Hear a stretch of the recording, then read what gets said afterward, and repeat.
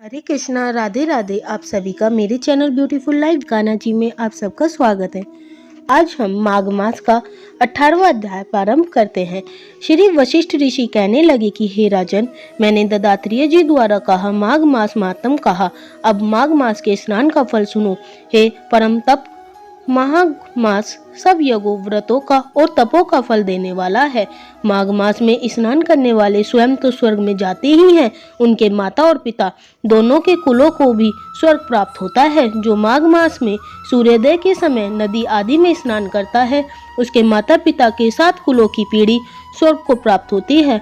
माघ मास में स्नान करने वाले दुराचारी और कुकर्मी मनुष्य भी पापों से मुक्त हो जाते हैं और इस माघ मास में हरि का पूजन करने वाला पाप समुदाय से छूटकर भगवान के सदस्य शरीर वाले हो जाते हैं। यदि कोई आलस से भी माघ में स्नान करता है, उसके भी सभी पाप नष्ट हो जाते हैं। जैसे गंधर्व कन्या राजा के श्राप से भयंकर कल को भोगती हुई लोमश ऋषि के वचन से माघ में स्नान करने से पापों से छूट गई। यह वार्ता सुनकर राजा दिलीप विनय से पूछने लगा कि गुरुदेव, यह कन्या किसकी थी? उसको कब और कैसे श्राप मिला? उसके नाम क्या थे? ऋषि के वाक्य से कैसे श्राप मुक्त हुई और उन्होंने कहाँ पर स्नान किया? आप विस्तार पूर्वक सब कथा कहिए। वशिष्ठ जी कहने लगे कि हे राजन, जैसे अरणि से स्वयं अग्नि उत्पन्न होती है, वैसे ही यह कथा धर्म और संतान उत्पन्न करती है। हे राजन, सुख संगति नामक गंधर्व की कन्या का नाम विमोहिनी था। सुशीला तथा स्वर वेदी की सुंबरा, चंद्रकांत की सुतारा तथा शुभ्रा की कन्या चंद्रिका से 5 सब समान आयु वाली तथा चंद्रमा के समान कांति वाली और सुंदर थी। जैसे रात्रि को चंद्रमा शोभायमान होता है, वैसे ही पुष्प की कलियों के समान खिली हुई यह अप्सरा थी। ऊंचे पयोधर वाली, पद्मनी वैशाख मास की कामनी यौवन दिखाती हुई, नवीन पत्तों वाली लता के सदस्य, गोरे रंग सोने के सदस्य चमकती हुई और सोने के अलंकारों से सुशोभित, सुंदर वस्त्र धारण किए हुए, अनेक प्रकार के गाने और वीणा अथवा बांसुरी तथा दूसरे बाजे बजाने में प्रवीण तथा ताल, स्वर तथा नृत्य कला में निपुण थी। इस प्रकार वह कन्या कीड़ा करती हुई कुबेर के स्थान पर विचरती थी। एक समय कौतुक वंश माघ मास में एक वन से दूसरे वन में विचरती हुई मंदिर के पुष्प तोड़कर सरोवर पर गौरी पूजन के लिए गई। स्वच्छ जल के सरोवर में स्नान कर, वस्त्र धारण कर, मौन हो बालू मिट्टी की गौरी बनाकर चंदन, कपूर, कुमकुम और सुंदर कमलों से उपचार सहित पूजन करके ये 5 कन्या ताल नृत्य करने लगी और फिर ऊंचे गंगाधर स्वर में सुंदर गीत गाने लगी। जब ये कन्या नाचने और गाने में लीन थी, तो उस समय अच्छोन नामक उत्पन्न तीर्थ में वेदनिधि नाम के मुनि के पुत्र अग्निशप ऋषि स्नान को गए। वह युवा ऋषि सुंदर मुख, कमल सदृश नयन, विशाल छाती, सुंदर भुजाओं वाला दूसरे कामदेव के समान था।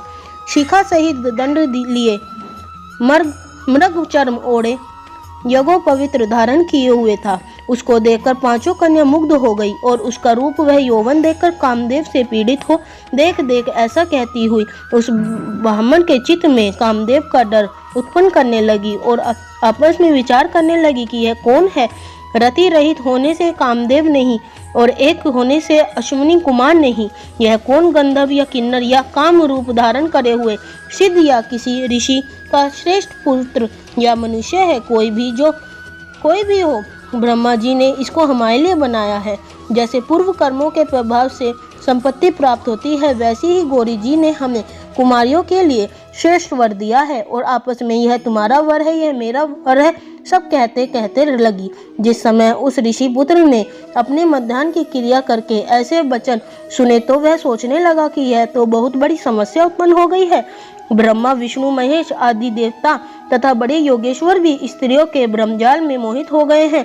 इनके तीक्ष्ण बाणों से इनका मन रूपी हिरण घायल नहीं हो सकता। तब तक नीति और बुद्धि रहित थी। अब जब तक पाप से भय रहता है, तब तक की गंभीरता रहती है। यम विधि का पालन होता है, तब तक मनुष्य स्त्रियों के काम रूपी बाणों से बिंधा नहीं जाता।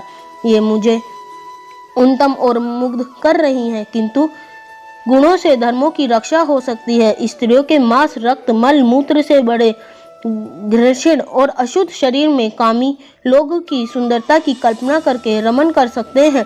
शुद्ध बुद्धि वाले महात्माओं ने स्त्रियों के पास रहना कष्टकारक कहा है। जो सब तब यह पास आए घर चले जाना चाहिए। अतः जब तक वह उनके पास आई वह योग बल के द्वारा अंतर्ध्यान हो गए।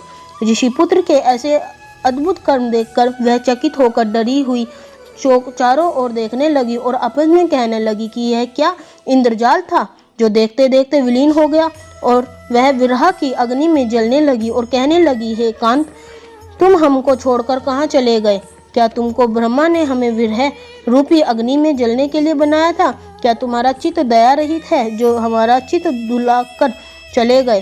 क्या तुमको हमारा विश्राम नहीं? क्या तुम कोई मायावी हो? बिना किसी अपराध के हम लोगों पर क्यों क्रोध करते हो? तुम्हारे बिना हम नहीं जिएंगे। जहाँ पर आए गए हो हम शीघ्र ले जाएं। चलो, हमारा संताप हरो और हमें दर्शन दो। सज्जन लोग किसी का नाश नहीं कर देखते। इसी प्रकार माघ मास का 18वां अध्याय समाप्त हुआ। हरे कृष्णा, राधे राधे।